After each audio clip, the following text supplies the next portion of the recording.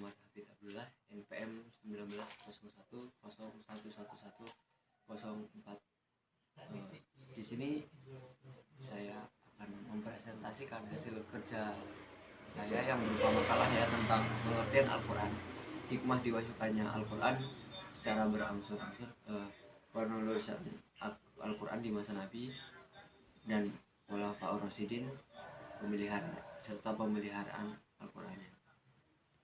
Baiklah, yang pertama masuk ke dalam pembahasan, yaitu pengertian Al-Quran.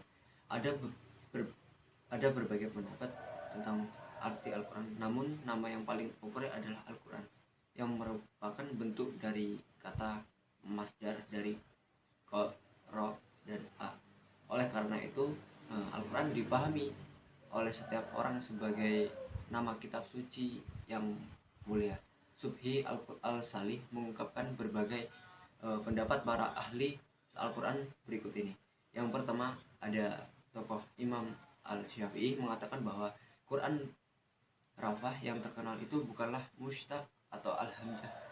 Lafaz biasanya digunakan untuk mengungkapkan firman Tuhan yang dikirimkan kepada Nabi Muhammad SAW. Jadi bukan berasal dari akar kata ko, ro, dan a. Sebab jika demikian, tentu semua yang dibaca dapat dinamai Al-Quran. Nama itu khusus bagi Al-Quran, seperti halnya Taurat dan Injil. Kedua, Al-Barak yang berpendapat lafaz Al-Quran adalah pecahan dari atau mushtaq dari kata qoro'in, bentuk plural dari korinah yang berarti kaitan, karena ayat-ayat Al-Quran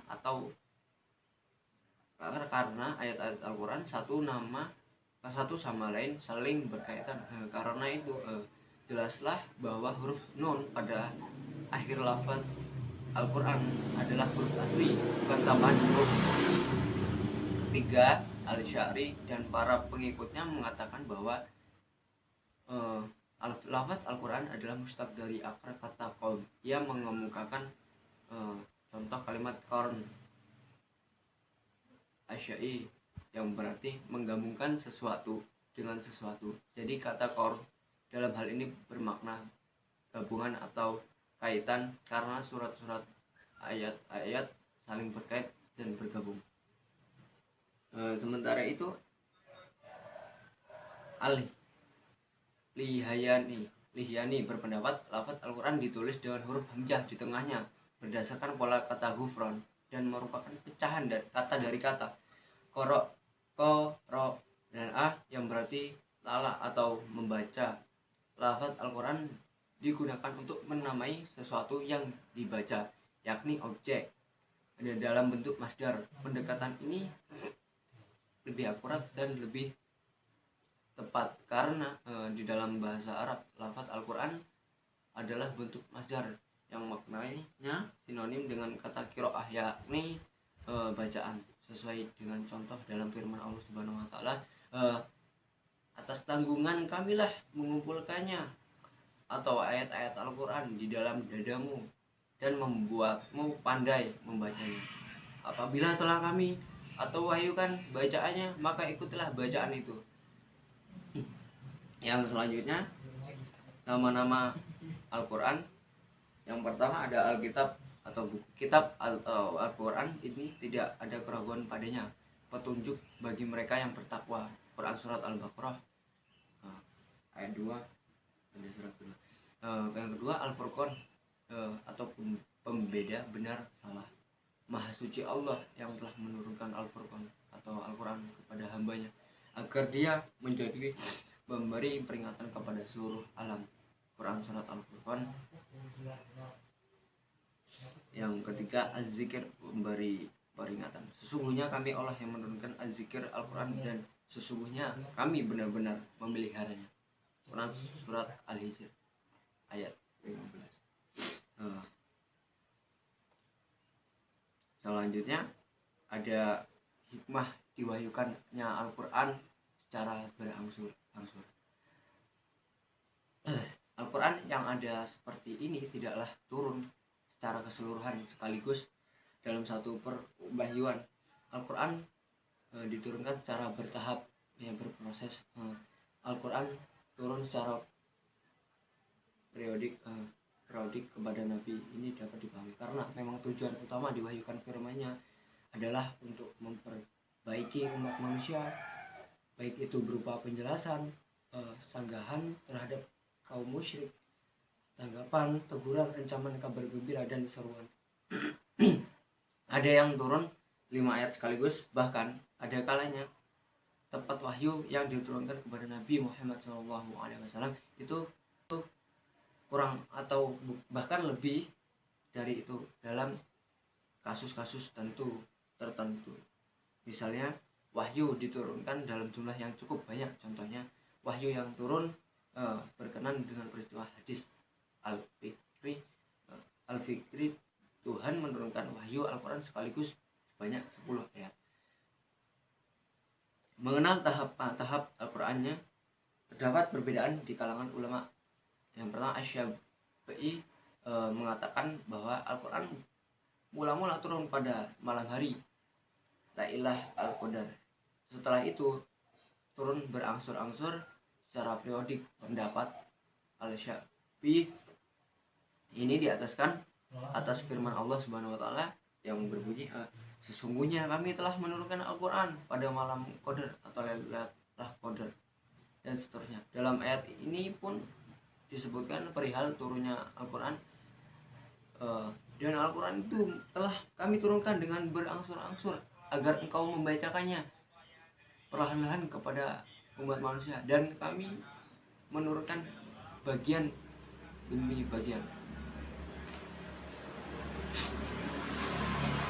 Penilaian Al-Asy-Syafi'i ini dinilai sangat cepat karena tidak bertentangan dalam apa yang diisyaratkan oleh Al-Quran, bahwa Al-Quran diturunkan pada malam penuh berkah dalam bulan Ramadan. Itulah yang dimaksud dengan Allah Subhanahu wa taala dengan kalimat malam penuh berkah dalam ayat 3 surah Al-Dukhan ayat 44. Malam berkah itu disebut juga Lailatul Qadar dalam salah satu malam dari bulan Ramadan. Misalnya puasa itu beberapa hari yang telah ditentukan dalam bulan Ramadan, bulan yang di dalam diturunkan permulaan Al-Quran sebagai petunjuk bagi manusia dan penjelasan-penjelasan mengenai hidayat dan sebagai pembeda antara hak dan yang batil.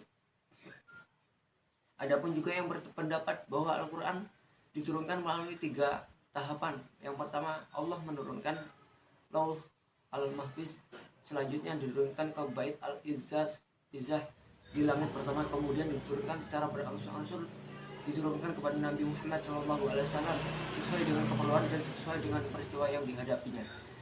Terhadap 3 tahapan turunnya Al-Quran, Subhi Sa'ih menolak argumen yang dikemukakan itu sekalipun didukung periwayatan yang valid. Demikian ditegaskan oleh Allah Subhanahu wa taala, kami turunkan wahyu secara terpisah dan berangsur-angsur untuk memperteguh hatimu, hai Muhammad.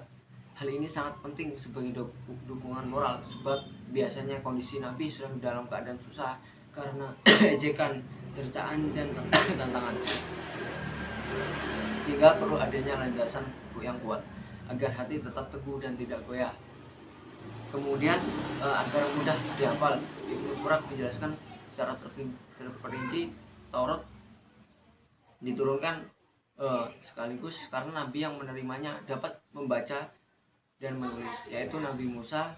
Adapun Al-Quran diturunkan secara berangsur-angsur dan tidak dapat ditulis sekaligus karena Nabi yang menerimanya seorang Nabi yang ummi, dalam arti tidak dapat membaca dan menulis.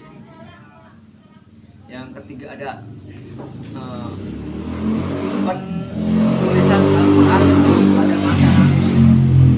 pada masa Nabi Muhammad SAW masih hidup. Penulisan Al-Quran dapat 1 buku komplit belum merupakan kebutuhan mendesak dan belum ada naskah yang sempurna.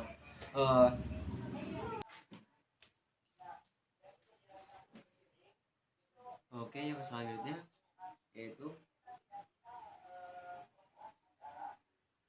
sekalipun Nabi sendiri memiliki sekretaris yang khusus yang bertugas mencatat semua wahyu yang diturunkan kepadanya. Penulisan Al-Quran dalam satu naskah seperti yang ada sekarang baru terrealisasikan pada masa Khalifah Ar-Rasyidin. Namun demikian keaslian dan keutuhan Al-Quran tentu tetap terjaga dengan baik. Al-Quran cukup terjaga keaslian dan keutuhannya melalui hafalan dari nabi-nabi dan para sahabat. Mekanisme penjagaan hafalan itu bermula dari hafalan Nabi yang pada tiap bulan Ramadan selalu dicek ulang oleh malaikat Jibril. Kemudian para sahabat mengecek kepada Nabi. Jadi keutuhan Al-Quran sangat terjaga. Yang sulitnya yaitu ada penulisan Al-Quran pada masa Khulafaur Rasyidin.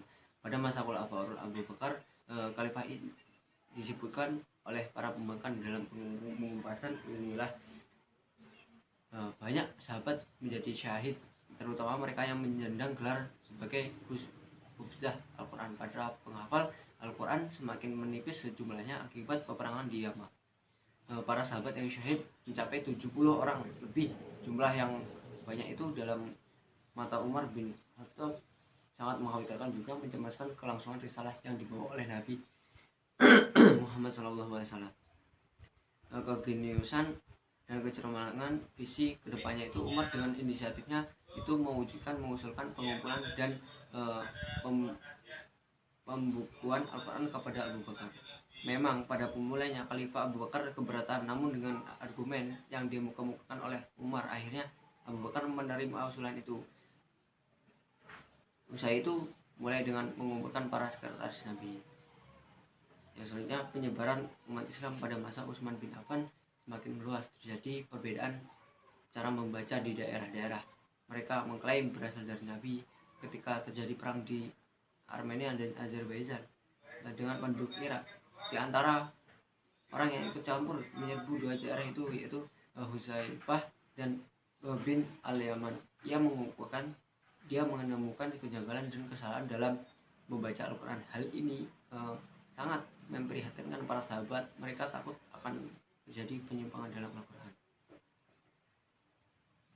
Yang selanjutnya itu tentang pemeliharaan Al-Quran setelah Khalifah Utsman. Terdapat satu ayat yang menerangkan bahwa bilangan mushaf yang diangkat di atas ujung lembing dalam peperangan Ali dengan Muawiyah ada 300 buah banyaknya. Hal ini menunjukkan bahwa penyalinan mushaf sangat pesat dilakukan. Maka dengan berangsur-angsur loyaplah mushaf yang ditulis para sahabat dan tinggallah dalam pelukan masyarakat mushaf yang ditulis pada masa kekhalifahan Utsman atas perintahnya, yang kemudian dinamai dengan mushaf Al-Imam. Dengan demikian format akhir jadi mushaf Utsmani tetap terjaga sampai sekarang ini. Jadi sebenarnya yaitu tugas pemeliharaan Al-Quran itu di samping jaminan langsung dari Allah Subhanahu wa taala yang akan tetap menjaganya, maka pemeliharaan juga berlangsung di tengah-tengah umat Islam itu sendiri. Mekanisme pemeliharaan Al-Quran di kalangan umat Islam akan berlangsung secara otomatis ketika terjadi suatu huruf pun yang menyimpang dari formula mushaf Utsmani, maka akan segera dapat terdeteksi dan diperbaiki. Yang selanjutnya itu gasem Al-Quran. Pengertian rasem Al-Quran, kata rasem berasal dari kata rasama yasrum rasmu. Secara bahasa berarti menggambar atau menulis atau melukis. Rasem berarti gambar bentuk rupa. Rasem kitabah berarti ragam tulisan. Dalam pembahasan ini ialah pola atau bentuk tulisan yang digunakan dalam penulisan mushaf Utsmani. Pola penulisan itu dijadikan standar dalam setiap kali menggandakan Al-Quran. Oleh karena itu rasem itu populer dengan nama rasem Utsmani. Yang kedua, pendapat tentang rasem Al-Quran. Para petugas yang dibebani menyusun mushaf yaitu Zaid bin Sabit beserta 3 orang sahabat lainnya menempuh sesuatu metode khusus dalam menulis Al-Quran. Dan semua bidang menanggapi terkait pola komunikasi yang ada di komisariat. Yang selanjutnya kaitan Rasim Utsmani dengan qiraah.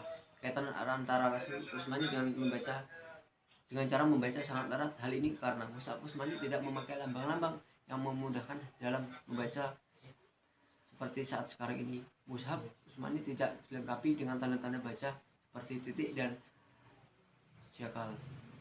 Hal ini karena mengikuti sifat watak orang Arab yang masih murni, sehingga ya mereka tidak memerlukan adanya tanda-tanda itu. Yang terakhir itu kesimpulan pada pengertian Al-Quran yang turun secara berangsur-angsur pada masa pemerintahan Abu Bakar. Pada masa kekhalifahannya terdapat perang yang sangat besar, yaitu perang Riddah, dan menewaskan para hafiz yang sangat signifikan ya. Hal ini membuat Umar bin Khattab itu sangat khawatir. Ia menyuruh Abu Bakar untuk mengumpulkan seluruh tulisan-tulisan Al-Quran. Pada masa Utsman bin Affan pula terdapat keragaman dalam membaca Al-Quran yang menyebabkan adanya perbedaan dialek antara suku-suku yang berbeda. Utsman bin Affan khawatir dengan perbedaan tersebut. Ia ingin menyalin dan melakukan Al-Quran untuk menjadikan mushaf. Dalam melakukan pembukaan ini, Utsman bin Affan menyuruh Zaid bin Zabid, Al-Budullah bin Al-Zubar, Said bin As, Abdurrahman bin Al-Harisi bin Syam. Hingga pada saat ini Al-Quran pun sangat terjaga ya. Yang kita pakai sekarang ini, yang kita pelajari sekarang ini tetap terjaga pada masa zaman Utsman bin Affan. Demikianlah presentasi yang dapat saya sampaikan pada makalah ini. Kurang lebihnya saya mohon maaf. Mudah-mudahan kita selalu dalam lindungan Allah Subhanahu wa Ta'ala ya, untuk dapat terus mempelajari Al-Quran, untuk dapat berbuat taubat terus pada Al-Quran dan Al-Hadis. Kurang lebihnya saya mohon maaf. Assalamualaikum warahmatullahi wabarakatuh. Utsmani dengan cara membaca sangat erat. Hal ini karena mushaf Utsmani tidak memakai lambang-lambang yang memudahkan dalam membaca seperti saat sekarang ini. Mushaf Utsmani tidak dilengkapi dengan tanda-tanda baca seperti titik dan jakal. Hal ini karena mengikuti sifat watak orang Arab yang masih murni, sehingga ya mereka tidak memerlukan adanya tanda-tanda itu. Yang terakhir itu kesimpulan pada pengertian Al-Quran yang turun secara berangsur-angsur pada masa pemerintahan Abu Bakar. Pada masa kekhalifahannya terdapat perang yang sangat besar, yaitu perang Riddah, dan menewaskan para hafiz yang sangat signifikan ya. Hal ini membuat Umar bin Khattab itu sangat khawatir. Ia menyuruh Abu Bakar untuk mengumpulkan seluruh tulisan-tulisan Al-Quran. Pada masa Utsman bin Affan pula terdapat keragaman dalam membaca Al-Quran yang menyebabkan adanya perbedaan dialek antara suku-suku yang berbeda. Utsman bin Affan khawatir dengan perbedaan tersebut. Ia ingin menyalin dan melakukan Al-Quran untuk menjadikan mushaf. Dalam melakukan pembukaan ini, Utsman bin Affan menyuruh Zaid bin Zabid, Al-Budullah bin Al-Zubar, Said bin As, Abdurrahman bin Al-Harisi bin Syam. Hingga pada saat ini Al-Quran pun sangat terjaga ya. Yang kita pakai sekarang ini, yang kita pelajari sekarang ini tetap terjaga pada masa zaman Utsman bin Affan. Demikianlah presentasi yang dapat saya sampaikan pada makalah ini. Kurang lebihnya saya mohon maaf. Mudah-mudahan kita selalu dalam lindungan Allah Subhanahu wa Ta'ala ya, untuk dapat terus mempelajari Al-Quran, untuk dapat berbuat taubat terus pada Al-Quran dan Al-Hadis. Kurang lebihnya saya mohon maaf. Assalamualaikum warahmatullahi wabarakatuh.